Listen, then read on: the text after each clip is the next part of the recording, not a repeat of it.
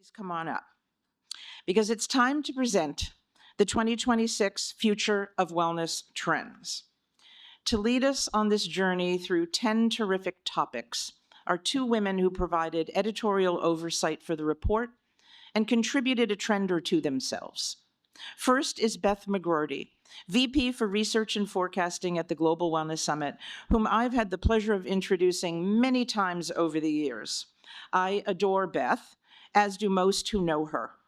While the world is obsessed with AI, we are obsessed with BI, Beth intelligence. And trust me, there is nothing artificial about it. She is the human incarnation of a wellness encyclopedia, having at her fingertips facts and figures about every aspect of the industry. Beth is also a great storyteller and wickedly funny, applying her giant brain to every situation, able to see the larger forest even as she often lives within the trees. She's a wonderful friend, a crazy good writer, a brilliant thinker, and I believe the reason most of the media come to this event. Beth has a huge heart, is steadfast in her dedication to evidence and truth, and has a history of predicting the future of wellness on which we can all rely. Beth, come on up. It's like my eulogy. Joining Beth today and throughout the process of putting together this report, which is a year-long process, is Jane Kitchen. Jane is the media and trends analyst at the Global Wellness Summit, a wellness enthusiast, a journalist, and someone known to the wellness world globally. Born in the US but living in the UK, Jane has a very global outlook and works with some of the most important companies in our orbit. Jane works closely with Beth, and we could not be happier. Jane, come on up. Beth and Jane will be offering an overview of the new report and introducing each trend. For some of the trends, the author is here with us and will present. Others recorded a short introduction of their trend and will play those videos for you. We've also invited some special guests to bring some of these trends to life, something that has become somewhat of a signature of this event. On with the show. Okay, all right.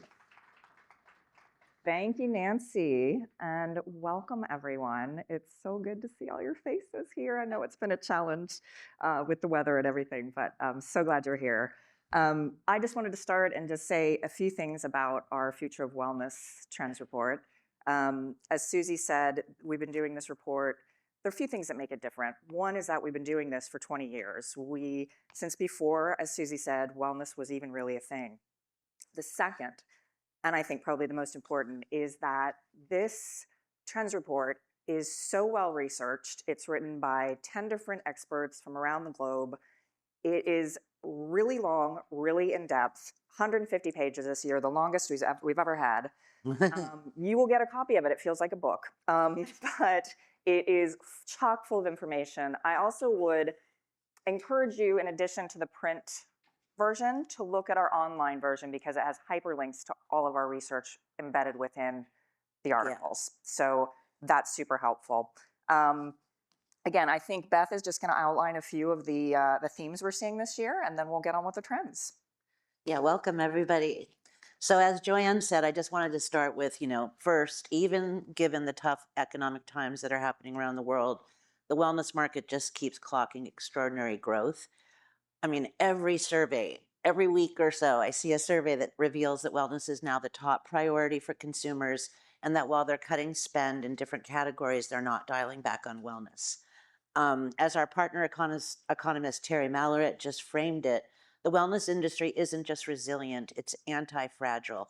It actually grows under stress and shocks, and we certainly have stress and shocks.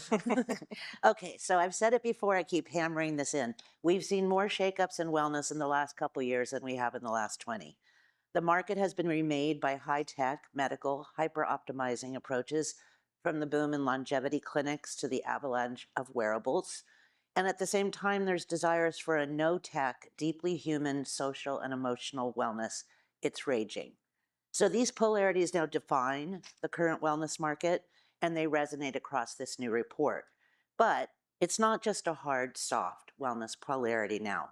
Understanding the wellness space means grasping the analog life-loving wellness raver, those bent on optimizing themselves into oblivion, but also, I just read about this, Silicon Valley types are using wearables to track and optimize their happiness and joy at an event called the Longevity Rave.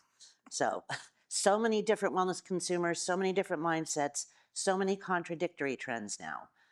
So in our report this year, 2026 is going to be a year of big change and shakeups in wellness. We identify 4 key shifts. 1, the revenge of the human. A group of our trends speak to how wellness will shift to meaning over measurement, catharsis and connection over clinical data, and self-expression over self-surveillance. This will be the year for women, and where major gender inequities in massive markets get corrected. This is going to be another big year for longevity, but with expansion and in completely new directions. And in our age of accelerating perma-multi-crises, crisis management of different types will become central trends in wellness. So that's just a little overview of the 4 themes that kind of define our top 10 trends. So I'm going to start with trend number 1. I think we're gonna show the 10 trends. Oh, we are. Right? I think we've got a slide. Here we go. Now we will go into all these in depth, but just to give you a little preview of what our 10 trends are. And then Beth is gonna go into our trend number 1.